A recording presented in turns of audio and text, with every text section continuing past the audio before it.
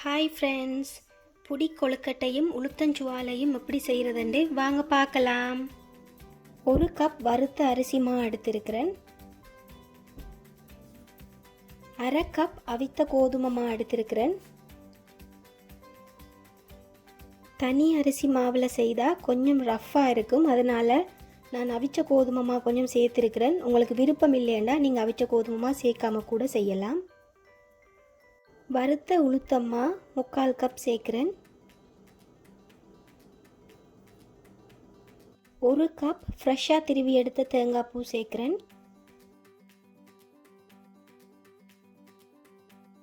1/4 teaspoon salt,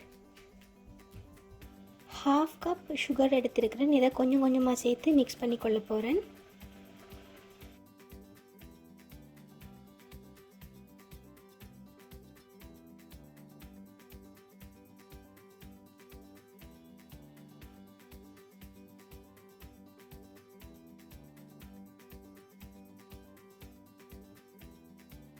சுகரை கொஞ்சம் கொஞ்சமாக சேர்த்து மிக்ஸ் பண்ணிவிட்டு நீங்கள் டேஸ்ட் பண்ணி பார்த்துக்கொள்ளுங்க.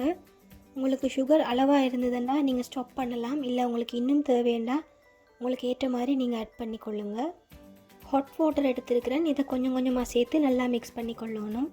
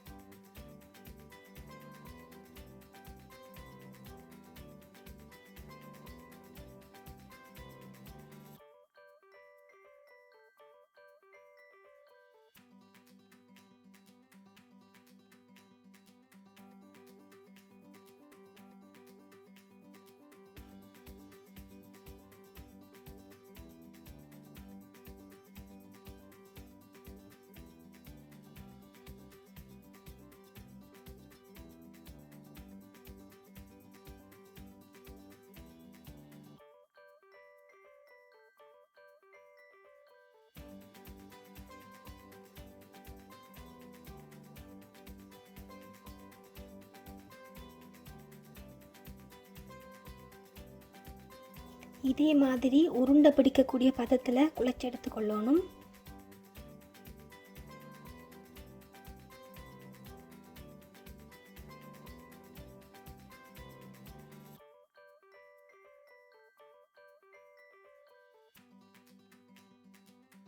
இதை மாதிரி உருட்டி எடுத்தீங்கன்னா உளுத்தஞ்சுவாலை என்று சொல்கிறது.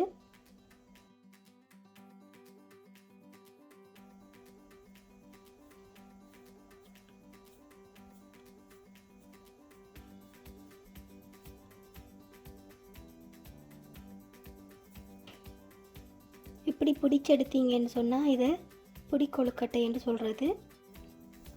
உங்களுக்கு எந்த ஷேப் விருப்பமோ நீங்கள் அதுக்கேற்ற மாதிரி செய்து கொள்ளலாம்.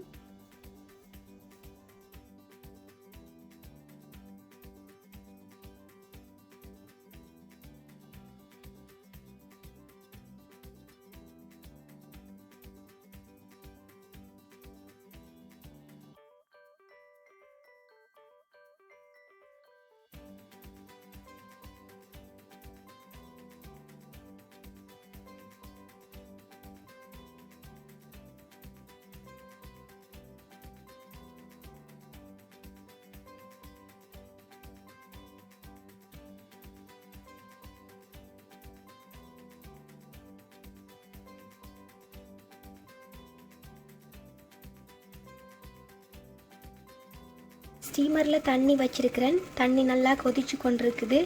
இனி நாங்கள் இதை அவிச்சு எடுத்துருவோம்.